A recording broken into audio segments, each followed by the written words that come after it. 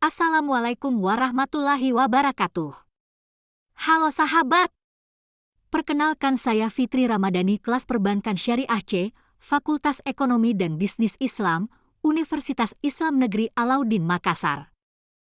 Video kali ini kita akan membahas mengenai stabilitas sistem keuangan, SKS, dan stabilitas moneter. Untuk mengetahui lebih lanjut silahkan nonton video ini. Stay tune!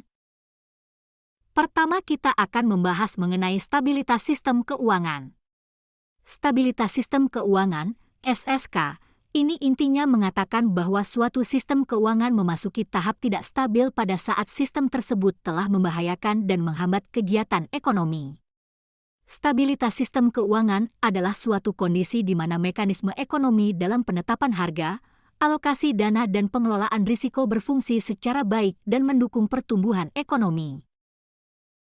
Ketidakstabilan sistem keuangan dapat dipicu oleh berbagai macam penyebab dan gejolak.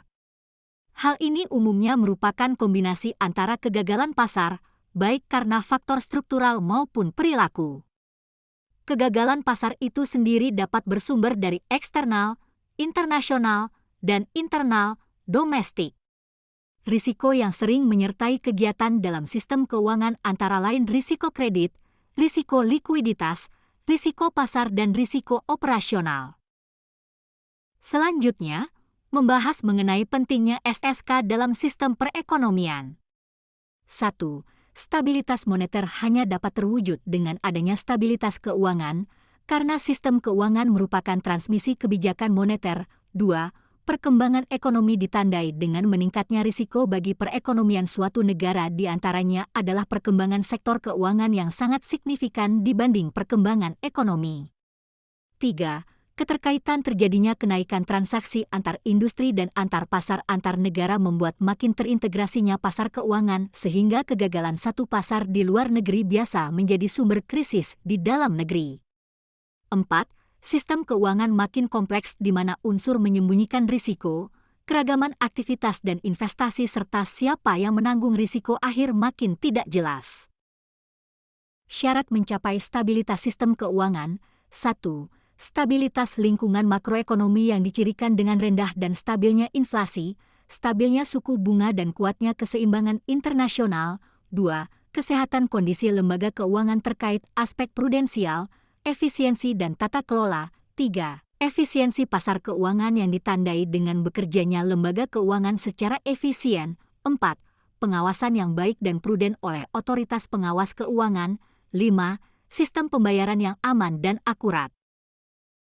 Peran utama yang mencakup kebijakan dan instrumen dalam menjaga stabilitas sistem keuangan itu adalah 1. Bank Indonesia memiliki tugas untuk menjaga stabilitas moneter antara lain melalui instrumen suku bunga dalam operasi pasar terbuka. 2. Memiliki peran vital dalam menciptakan kinerja lembaga keuangan yang sehat, khususnya perbankan. 3. Memiliki kewenangan untuk mengatur dan menjaga kelancaran sistem pembayaran. 4. Dapat mengakses informasi-informasi yang dinilai mengancam stabilitas keuangan.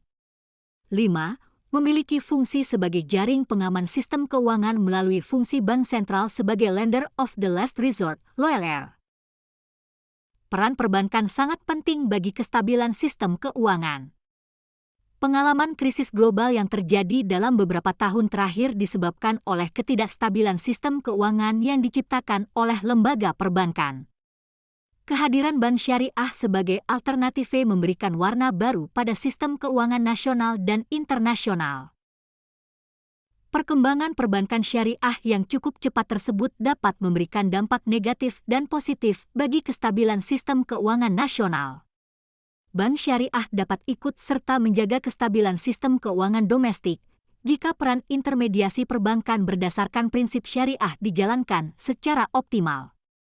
Namun, perbankan syariah juga dapat mengancam stabilitas sistem keuangan nasional jika dalam aktivitasnya masih meniru bank-bank konvensional. Sekian penjelasan dari saya. Assalamualaikum warahmatullahi wabarakatuh. Terima kasih.